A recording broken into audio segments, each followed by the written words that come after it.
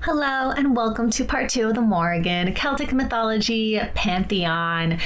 We discussed in our last video about the Morrigan, kind of her origins, what she's all about, and the basics there. And we are now going to move on to the story time, which I'm going to admit I'm a little intimidated by because there are names that I'm struggling with. The Tain Bo Kulnge, often referred to simply as the Tain, which I appreciate, is one of the most famous epic sagas of Irish mythology. It's a central story in the Ulster cycle and tells the tale of a great cattle raid that leads to a series of battles and heroic deeds. We mentioned this one in our previous, one of our previous gods, kind of briefly, but if you remember, comment below and tell me. Here is a summary of what the story entails, or at least my best attempt at telling the story. So the story begins with Queen Meb of Connacht and her husband, King Ailill,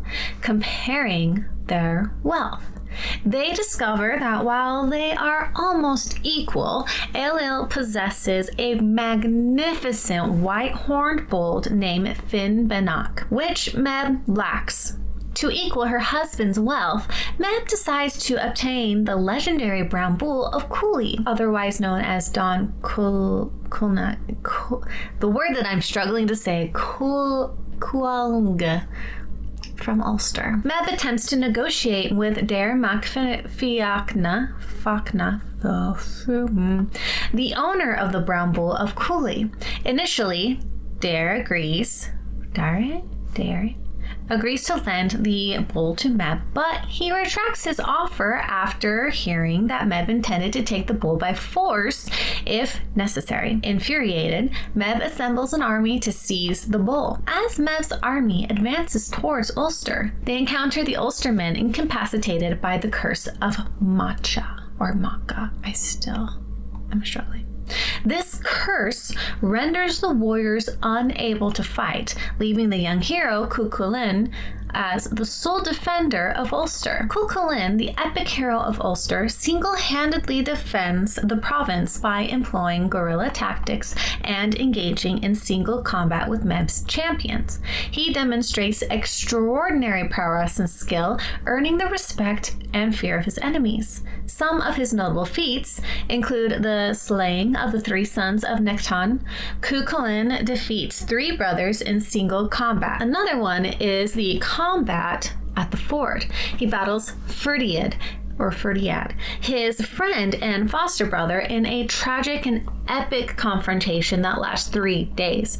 Despite their deep bond, Cú Chulainn ultimately kills Ferdiad. Throughout the tale, various gods and supernatural beings intervene in the conflict. The Morrigan, our war goddess, appears to Cú Chulainn in different forms, testing and challenging him. Despite her attempts to hinder him, Cú Chulainn remains steadfast in his defense of Ulster. As the curse of Macha begins to wane, the Ulster men regain their strength and prepare for battle. Led by their king Concobar Mac Nessa, they join forces with Cú Chulainn to confront Meb's army. A great battle ensues, resulting in significant casualties on both sides. The story reaches its climax when the confrontation between the 2 legendary bulls, the Brown Bull of Cooley and Finn Benach. The bulls engage in a fierce and brutal fight, which ends with the Brown Bull emerging victorious, but severely wounded. The Brown Bull returns to Ulster, where it eventually succumbs to his injuries. The Tain concludes with the retreat of Meb's army and the restoration of peace in Ulster. Despite the great losses and sacrifices, Cú Chulainn's heroism and the Ulstermen's resilience ensure the survival of their province. And the tale underscores themes of honor, loyalty, and the tragic consequences of war. The Tain is a rich and complex epic that has captivated audiences for centuries. Its blend of myth, legend, and heroism makes it a cornerstone of Irish cultural heritage. So, the Morrigan didn't have a huge impact on this particular part of the epic, but And it's not very clear on whose side she was on. We're going to move on to the next story. This is the washer at the ford. It's one of the most iconic and haunting images associated with the Morrigan in Irish mythology. This figure embodies her role as a harbinger of death and fate. So the story and significance of the washer at the ford is kind of tied to the imagery of the Morrigan washing the blood from the clothes of those who are going to perish. So this story is also known as Ban Nag or Banshee, which if you watched last video, I mentioned very briefly. Now, a banshee is a spectral figure who appears by, well, in this particular case, she appears by a river or ford, washing the bloodstained clothes of those who are destined to die in battle. Encountering the washer at the ford is considered a dire omen, as it signifies the imminent death of those whose garments she is washing. In the tales, warriors who come across the washer at the ford are often filled with dread and despair, knowing that their fate has been sealed. The Morrigan in this form serves as a prophetess who foretells the deaths of warriors, thus emphasizing her connection to fate and the other world. One of the most famous encounters with the washer at the ford involves the hero Cú Chulainn. He will show up, I think, a couple more times. But in the story, Cú Chulainn comes across an old woman by a ford washing blood-soaked clothes. He realizes that she is the Morrigan in disguise and understands the significance of the omen. Despite the grim prophecy, Cú Chulainn continues to fight valiantly in the battles that follow, ultimately meeting his destined end. The washer at the ford symbolizes several key aspects of the Morrigan's character and mythology, which we had discussed in our previous video, but I'll go over them very quickly. The harbinger of death, her presence signals the impending doom of those she is washing the clothes off of. The blood from the clothes. You understand what I'm saying, I hope. But it also includes her ability to prophesy and her power over fate and her connection to the other world, as we mentioned. It also highlights her ability to shapeshift and transform. So instead of being the dark-haired beauty, battle warrior goddess, she appears as just a washerwoman. The washer at the ford is a poignant and evocative image that captures the essence of the Morrigan's role as a goddess of war, fate, and prophecy. Her presence in this form continues to fascinate and intrigue those who explore the rich tapestry of Irish mythology. Kind of more of her essence and the role of the washerwoman and how it ended up being the kind of point in which you find out that Cú Chulainn's going to perish. But it also shows his character in that it didn't matter. He was going to continue to fight valiantly. Our next story is the Battle of Mag Tuired, and this is also known as the Second Battle of Mag Tuired. It's one of the most significant and epic conflicts in Irish mythology, and this battle is fought between the Tuatha De Danann, a race of gods and heroes, and the Fomorians, which is a group of formidable and monstrous beings. Here's what happens. The Tuatha De Danann had previously settled in Ireland after defeating the foreboding in the First Battle of Mag Tuired. They established themselves as the rulers of the land, but their presence was threatened by the Fomorians, and we've mentioned them several times at this point, and they demanded tribute and subjugation. The Fomorians were led by the tyrannical Baelor of the Evil Eye and his son, Brez, who had once ruled the Tuatha De Danann as king. And if you went back to the Fomorians, I wonder if he really had his redemption arc that we discussed with Luke. I don't know. Did he go back?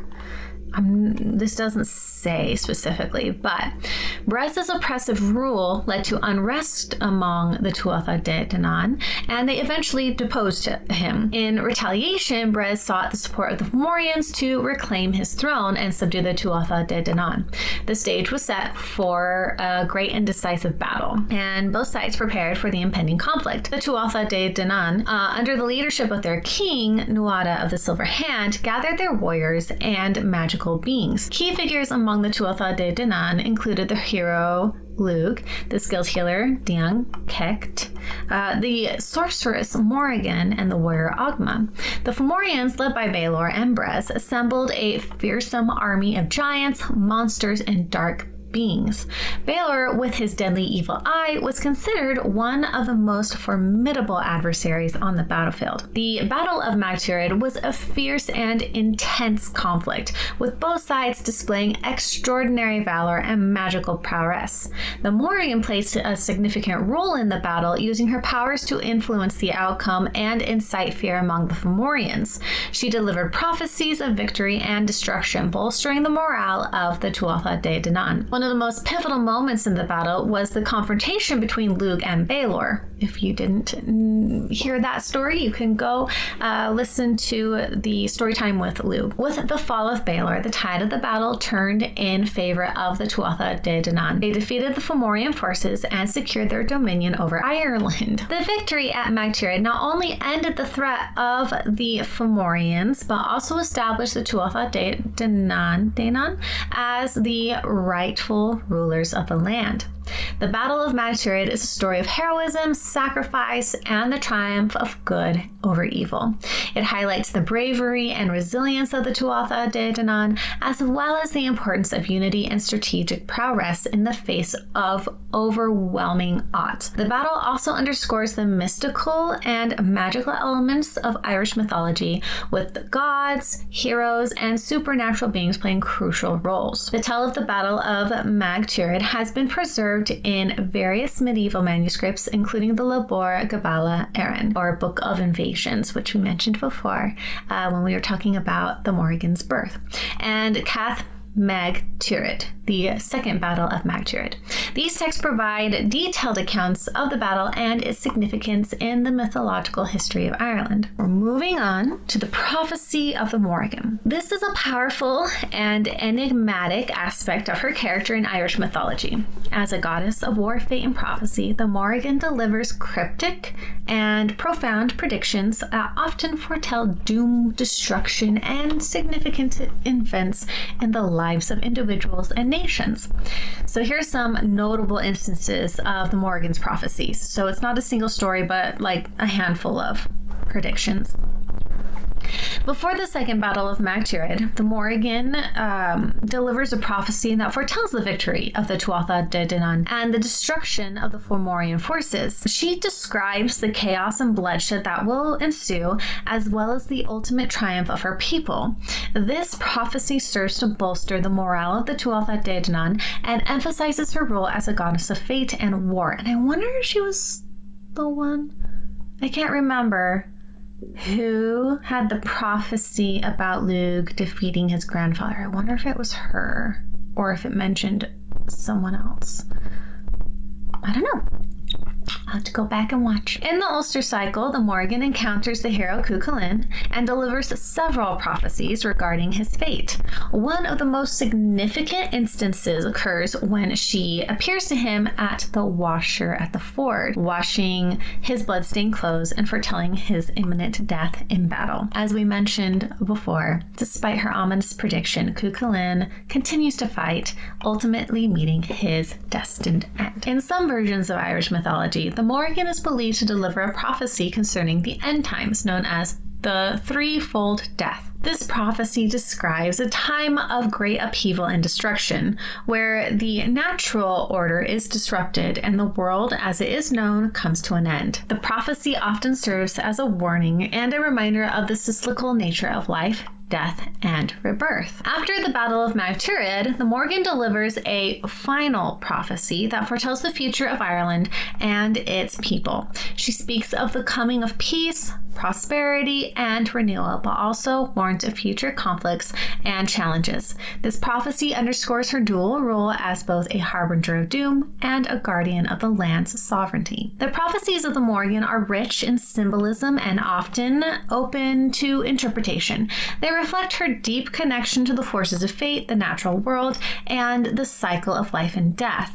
Her prophecies serve as a reminder of the inevitability of change and the importance of courage and resilience in the face of adversity. These prophecies highlight the Morrigan's role as a powerful and enigmatic figure in Irish mythology whose influence extends beyond the battlefield to the very fabrics of life and destiny, or fate and destiny.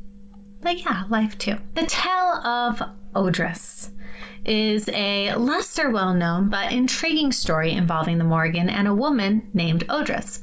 This tale highlights the Morrigan's protective nature and her connection to the sacred landscape. So here's the story. Odrys was a young woman from Connacht who tended her cattle near a sacred forest associated with the Morrigan. One day, her cattle strayed into the forest, and Odrys followed them to retrieve them. Unbeknownst to Odrys, the forest was a sacred place, and trespassing within it was considered an offense to the Morrigan. As Odrys entered the forest, she was overcome by its eerie and mystical atmosphere. The trees seemed to whisper, and shadows danced in dim light. She eventually found her cattle, but as she led them back, she encountered the Morrigan in her opposing and fearsome form. The Morrigan was angered by Odrys's intrusion into her sacred territory. Despite Odrys's pleas for forgiveness, the Morrigan's wrath was unyielding.